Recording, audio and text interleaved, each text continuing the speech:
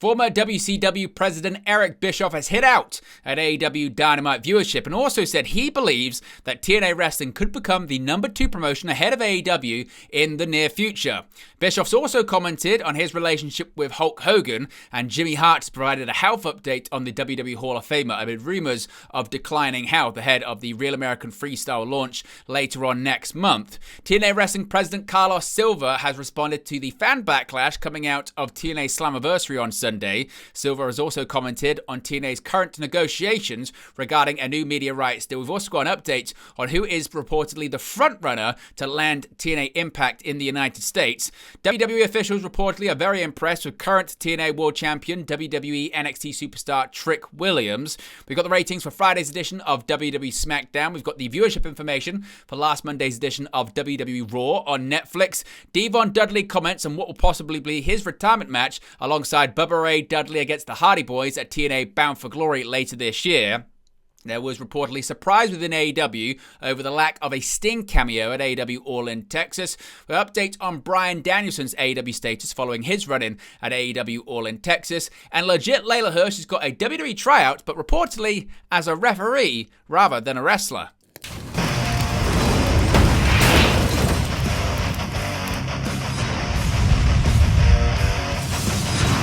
Hey guys, welcome back to Wrestling News 365. Hope everyone is doing very well. As always, there are plenty of news stories to get into in the world of professional wrestling. Let's begin with former WCW President Eric Bischoff. Of course, Bischoff has never been shy about sharing his criticism for AEW, AEW Dynamite, and AEW President and CEO Tony Khan. However, many people recently pointed out that AEW Dynamite has surpassed WCW Monday Nitro as the longest running weekly episodic pro wrestling program in the history of TNT or TBS. Now, Bischoff was asked about his reaction to that in a recent interview with Errol Hawani on the Errol Hawani Show, and he insisted it doesn't bother him and had some pretty choice comments regarding Dynamite, its viewership, and what he perceives as a lack of growth. When you saw, by the way, that Dynamite had surpassed Nitro for longest wrestling show on TNT, how did that make you feel? I just chuckled. It's like a participation trophy. I guess it matters to somebody, but you know, if you took all of the viewing audience that we had over whatever run Nitro had, I think it would take AEW another 15 years to deliver that audience at the rate they're going. So they're doing pretty well now with the show, the 45,000 or so at the Globe Life Stadium. Was that not? That was a couple weeks ago, All In. Was it? I don't follow it that much. Okay. I heard it was like in the 20,000s. Okay, maybe. Okay. Yeah, our previous guest just said 45. But even, 20,000, that's a big number. I mean, hats off to them for that. I don't want to dismiss that. Sure. Put 20,000 people in a building and you're charging them money for it, that's a hell of an accomplishment. Do you think they're doing better? It seems to be the prevailing thought that they've turned the corner, that they're having a great year. How do you measure a great year? They had one event that did really well. Yeah. Their television ratings are flat. They've been losing an average of 15 to 18% of their audience every year for the last 5 or 6 years. Last week, they did like 580,000 viewers on a major cable platform on a Wednesday night in prime time. I don't know if that's really doing that well, but stories, character development. I don't see it. I mean, I see them trying, and again, I don't watch the product very much at all anymore. I kind of given up on it. How long ago? 6 months ago. Okay. You just had enough? I just couldn't take it anymore. And they weren't making any good moves. They weren't making any moves creatively that led me to believe that they might be going in the right direction. Just not been a fan of the product or where they're going business-wise. So I just kind of tuned out of it.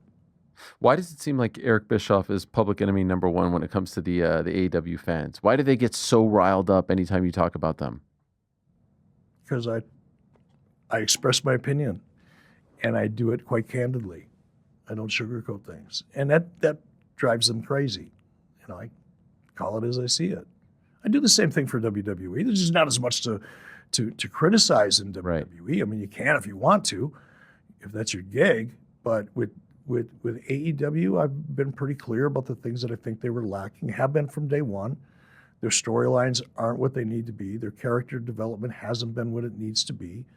and it's missing the mark. They're appealing to the smallest denominator in the audience, that hardcore internet wrestling fan that just loves that, gory thumbtack, ice pick kind of matches and excessive blood and violence. And I mean, that's great. Some people like that kind of stuff.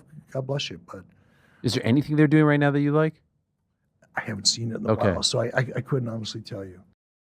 Now, when it comes to Bischoff, of course, he does have a history with TNA Wrestling. Of course, TNA Wrestling now associated with WWE thanks to a multi-year partnership between the two companies that has seen TNA Wrestling's top 2 titles currently be held by WWE NXT superstars in the form of Trick Williams holding the TNA World Championship and JC Jane holding the TNA Knockouts World Championship, both retaining and winning the titles respectively at TNA Slamversary this past weekend. Now, many people have suggested that maybe TNA could be making a push to become the number 2 promotion in the world, surpassing AEW. Someone that was, again, tied to TNA Wrestling was Eric Bischoff, who was previously an executive producer with the company during his time there in the 2000s. Bischoff was asked if he believed it is possible that TNA could become the number 2 promotion ahead of AEW.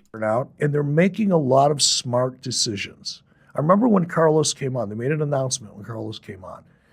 And I was like, okay, we'll see what happens. But they're making they're growing incrementally, right? And they're doing it almost quietly. Like they're not out there thumping their chests and talking about taking down the competition and all the, the crazy stuff that, for example, AEW did in the very beginning. They're just quietly going about their business, producing great shows, bringing in great talent, and getting involved with great partnerships, and they're growing their business. And that's the part that excites me, watching a business grow. Especially a wrestling business. Got a little bit of an affinity for it. Yes. So it's been fun watching TNA grow. It's been shocking somewhat for me because I felt like they were almost dead a few years ago, right? It just felt like they were going nowhere, that they had no momentum, and now all of a sudden, 7,600 at a big arena last night. The deal with WWE has obviously been beneficial, but it just seems like they have a ton more momentum than maybe 3-4 years ago. They're one deal away from being a major player. Wow. If they get a broadcast partner, if they get the right broadcast situation, because they've got the product, they know what they're doing, there's a good team of people. They just need a bigger platform. And if they get it, watch them take off. Are you surprised by this? Did you think they were dead? I'm surprised by it. Yeah. I wrote them off a long time ago. It felt like they had, there was no sizzle. It was gone. There was no sizzle. There was no steak. There was no plate. There was no nothing. There was no pan. Yes. There was no anything. Could they, at some point, pass AEW? They'll never get to WWE. Let's not get crazy. But do you think they could be number 2? Do they have what it takes? By this time next year. You think so? I think so. This time next year, Eric? Really? It depends on the TV deal, though, right? Depends on a TV deal. If the TV deal isn't a big one, isn't a great one, that will be tough. Damn near impossible. Right. But you feel like they could do it this time next year. With the right television partner. They're number 2 this time. Yeah, what's number 2? By what revenue, by what measure do we define a number 2? But I think in terms of television ratings, popularity, yeah, they could be number 2 in a minute. What are they doing right that you think AEW is not doing? They're just doing the basics. They're doing the basics and producing a show for the mainstream wrestling audience, not for that 10% hardcore sicko that everybody thinks is a cool demo, because it's not. Now, someone associated with Eric Bischoff, of course, is Hulk Hogan.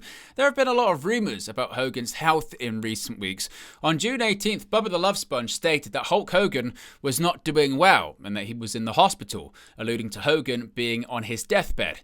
Eric Bischoff and Hulk Hogan's team shut down the rumor, saying that Hogan was recovering from a successful cervical surgery. Bubba the Love Sponge has continued to discuss Hogan's health and claimed on July 21st, Jimmy Hart reportedly told a close source Hogan can't speak anymore due to trachea damage. Hart took to social media to shut down the claim, writing, quote, "Hulk is doing great, doing phenomenal. Last night karaoke with Nick was absolutely fantastic." Now, it's unclear if Hulk was at the karaoke night with his son Nick Hogan and his longtime friend. Karaoke takes place every Monday night at the Hogan's Hangout restaurant in Clearwater, Florida. On July 11th, Hogan's wife Sky issued a statement on her husband's health, writing, quote, "He's definitely not in a coma, his heart is strong, and there was never any lack of oxygen or brain damage. None of those rumors are true. He's been recovering from a major 4-level anterior cervical discectomy and fusion, ACDF, which is an intense surgery with a long and layered healing process." Of course, Hogan's Real American Freestyle is set to hold its first event on August 30th in Cleveland, Ohio. Going back to Eric Bischoff, of course, Bischoff was asked about the controversy that always surrounds Hulk Hogan following the racist comments that were leaked out as part of a leaked sex tape back several years ago. Hogan, of course, was booed out of the LA's Intuit Dome for the premiere episode of Raw on Netflix earlier this year, and Bischoff was asked about his collaboration with Hogan and the pushback that Hogan gets when it comes to his booing from the crowd. We had you and Hulk on. There was a lot of heat afterwards for, some of the questions I asked Hulk regarding the booing in LA and all that stuff. You're very close. You make no bones about that. He's a good friend and a business partner of yours. Has that been challenging at all? Let's be honest. There are some people who just don't like him or who don't want to accept him or offer, any sort of like, hey, here's an olive branch, all is forgotten. Has it been tricky? Has it been problematic? I think the best way to say it is it gets awkward at times because I feel like I want to defend him because he's my friend and I know him. I know his heart. I know who he really is. So personally, that's a little challenging from time to time because I'm a fairly outspoken person and I got to check that once in a while. But again, it goes back to that 10% of the people make 90% of the noise. So many people still react so positively to Hulk. You look at what's going on with his beer.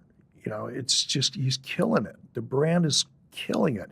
He's got his own sports bar going in across the street from Madison Square Garden. So the brand itself is very, very strong because 90% of the people out there dig him and respect him for what he did. But you've got that 10% of the audience that are going to be haters and they're going to be loud. And you just have to deal with them and not let them bother you too much. So obviously today would be a good example of it not being an issue. Has it been an issue at all with sponsors trying to get this off the ground or with signing guys? Has it been a roadblock in any way, shape, or form? It's the opposite. Opposite. It's the opposite. Amazing. It's open doors. Wow. I think that Fox That Nation... surprised you? Does it surprise me? Yeah. No. Okay. I bet on it. Yeah. Always have. It was the same thing back in 1994 when I brought Hulk to WCW. Right. So, he's never going to work. He's old news. He's too old. He's washed up. Steroid this, steroid that. And I'm thinking, I don't think so. and we were right then. Look, all right, to be honest, do I think Fox Nation would have done a deal with Eric Bischoff and Chad Bronstein and Izzy Martinez? Not without Hulk Hogan attached. Mm-hmm. It opened doors for us and still does to this day. How involved is he in the day-to-day?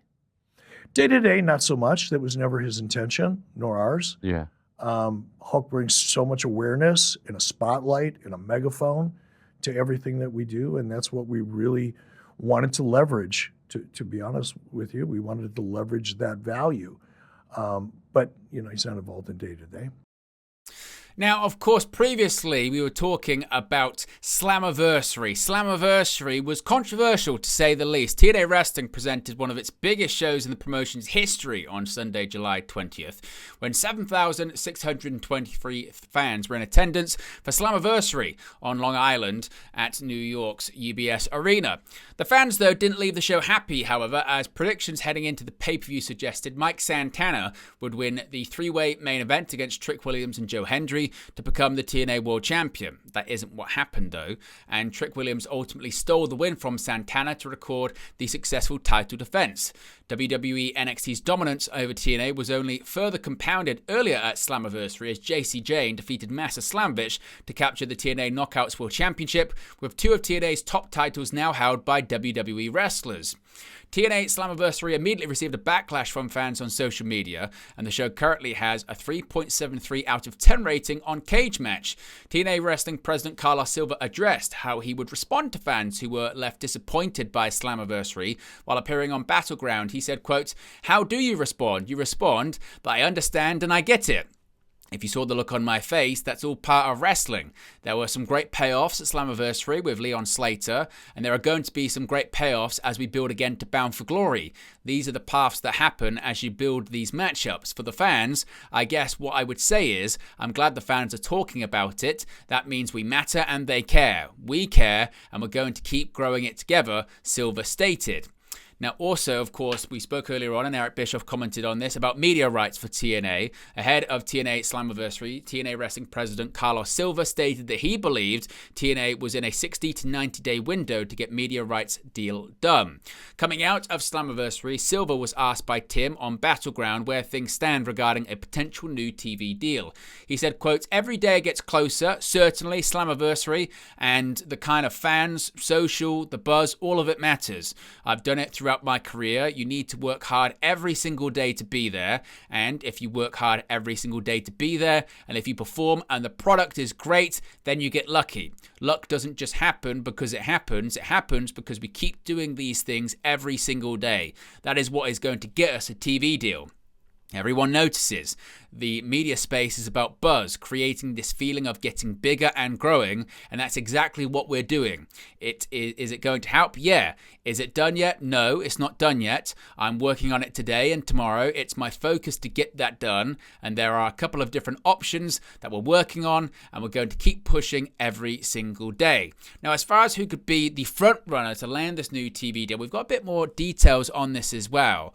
Now, as I mentioned, TNA Impact has aired on Access TV for the past several years in the United States, but Carlos Silva has recently stated that the promotion could be in this 60 to 90-day window to sign a new media rights deal with another network. Silva noted TNA would be looking to air Impact live every week as part of the possible new TV deal, and the company was hoping for a media rights deal that would bring in between 250,000 and 500,000 viewers for Impact on a network that is in 40 to 50 million homes. TNA would be looking to pocket around $10 million per year from the deal. Now, TNA have held talks with several networks over a possible US TV deal, and Dave Meltzer reported on Wrestling Observer Radio that A&E are considered the front runner for any deal. Quote, "If it's A&E, look at what WWE is doing on A&E. They're at like 100,000 viewers, which is what TNA is doing on Access, and A&E is the front runner that you hear about if they're going to get a deal, and I don't know if the deal is done," Meltzer said. Now, this follows a Q&A from PW Insider, which noted that WWE sources believe A&E could end up being the home of TNA, although those discussions had quietened in recent weeks.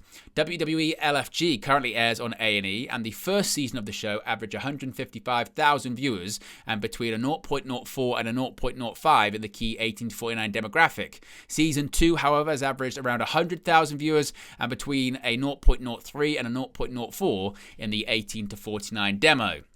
Now, someone central to all of this relationship between WWE and TNA is Trick Williams. Trick Williams has been one of the top stars on WWE NXT since the summer of 2023, having initially established himself through his partnership with Carmelo Hayes. The push has seen Williams have a brief reign as NXT North American champion, along with 2 reigns with the NXT Championship. Williams has also been a major part of the working relationship between WWE NXT and TNA Wrestling in 2025, and he is currently the reigning TNA World Champion, having won the championship from Joe Hendry at NXT Battleground in May. According to a new report from Body Slam, WWE officials have been, quote, "very impressed," end quote, with Trick's work in NXT and TNA Wrestling. WWE have long been high on the 31-year-old to the point that influential people within the company believed he had the potential to be a future WrestleMania main eventer as of early 2024. Williams successfully defended the TNA World Championship in the main event of Slamversary, of course, and he's set to make an appearance on TNA Impact this coming Thursday. Now let's talk about the ratings for last Friday's edition of WWE Smackdown. After a few weeks of falling viewership, last week's WWE Smackdown hit a 3-month high in the overall viewership and key demographic ratings. The July 18, 2025 edition of SmackDown drew an average overall viewership of 1.546 million viewers as per Programming Insider, which is an 11% gain from the previous week's number of 1.399 million. This is the highest viewership for the Friday night show since the April 25th edition, which then drew a viewership of 1.559 million. The show, as per WrestleNomics, was also 12% up on the trailing 4-week average, which stands at 1.385 million. The key demographic rating also rose significantly, as last week's show drew a rating of a 0.45, a 22% rise from last week's 0.37 rating. This number, like the overall viewership, was the highest for the Blue brand since the aforementioned April 25th show. Programming Insider has also reported that the ratings were the highest for the night for broadcast and cable, ahead of the WNBA 3-point and skills challenge. The July 18th SmackDown opened with a car crash involving the Bloodline, which was later discovered to be the handwork of Solo Sikoa, who was arrested by the San Antonio police. The show also saw a singles match between Charlotte Flair and Raquel Rodriguez, who will meet at SummerSlam with their tag team partners with the WWE Women's Tag Team Championships on the line, while Damian Priest faced off against Carmelo Hayes, with the match interrupted by Aleister Black. A 4-way tag team match determined the number 1 contenders for the tag team titles, won by Rey Fénix and Andrade, while the show ended with a segment featuring John Cena and Cody Rhodes ahead of their clash at SummerSlam. Of course, next week's show will be the penultimate SmackDown before the SummerSlam weekend. Of course, the first ever 2-night SummerSlam at the beginning of August. Now we have the viewership information for last Monday's WWE Raw. WWE Raw is continuing its slow and steady incline in viewership according to recent reports. The July 14th episode of Raw, which saw the fallout of the Women's Locker Room post-Evolution, a gauntlet match to determine Gunther's SummerSlam challenger, and the return of Roman Reigns to WWE programming drew in 2.7 million overall viewers in the 7 days since the episode aired, compared to July 7th's 2.6 million overall viewership statistic. Netflix via WrestleNomics reported that Raw was the 5th most watched show internationally within Netflix English language television show category during the week of July 14th, and was the 5th most watched program on Netflix in the United States in the same time frame. Despite being on the lower end of Raw viewership numbers since the Red Brand's move to Netflix, the July 14th episode of Raw seemed to resonate with fans, with a 7.66 out of 10 rating on Cage Match as of July 22nd. That is a 21% increase from the July 7th episode's Cage Match ratings, which are at a 6.33 out of 10 at the time of recording. Lyra Valkyria and Bayley's 2 out of 3 falls match for an opportunity at the Women's Intercontinental Championship seemed to be a standout match on that night. And of course, as I mentioned, Roman Reigns made his return to WWE television. Now, coming out of Slamversary, we found out that the Dudley boys are going to reunite against one of their greatest ever rivals, the Hardys, at TNA Bound for Glory later on this year. TNA Slamversary, Bubba Ray Dudley confronted new TNA World Tag Team Champions Matt and Jeff Hardy, challenging them to one final match at TNA Bound for Glory. Bubba's partner Dvon Dudley was notably absent from the event. Dvon will be there for Bound for Glory in October, and speaking on A2D podcast, he addressed concerns fans have regarding his health. Quote, "I heard about that. Bubba never came to me and asked me about doing one more run, so this was a huge shock to me. I'm happy to say that's not going to happen," Dvon joked on the A2D podcast. He continued, "I'm joking. Yes, this will be my last time. I know a lot of people will say, all wrestlers say it'll be their last time. No, this truly will be my last time. Did I have a stroke back in 2019? Yes. It was stress related. I had nothing to do with anything else. Were there some lingering effects from it? There was a little bit. Went to rehab and got rid of all of it. Got cleared. No signs of stroke anywhere in my body. A stroke will never go away, but when doctors take tests, they can still see there was one. As far as entering my body again, as long as I take care of myself, no, it won't. I eat right. I train. I do everything I'm supposed to do. The stroke is not an effect of what I'm going to be doing at all at Bound for Glory. The back surgery, I spoke to Randy Orton because I heard Orton had the same back surgery I had. He said, Dvon, if I take any bumps in the ring now, it's very little. I don't do the old Randy anymore and take those risks because of what happened with my back. It's the same thing here. I'm going to go in that match and I'm going to be Dvon, but I'm going to be smart about it. Is there any problem with me being able to have one match? No, there isn't. All you guys sitting there and saying this, stop. I would not put myself in jeopardy if I thought otherwise. I have 2 daughters. I want to be able to walk down the aisle if that day ever comes, which, God, I hope it doesn't. And my son, I want to be able to play basketball with him. I want to be able to do all of that. I'm going to go into this match being smart. Is there any problem with the back surgery? No. I've been doing DDP yoga, which I swear by. DDP yoga has helped me tremendously. Stop with the Dvon can't work and what have you. I can work. I'm going to be out of my mind doing crazy stuff like hanging with Jeff Hardy again. No. Even before the surgery, I said that would never happen again. Jeff Hardy scared the hell out of me. I'm perfectly fine. I would not be putting myself in jeopardy if I thought otherwise.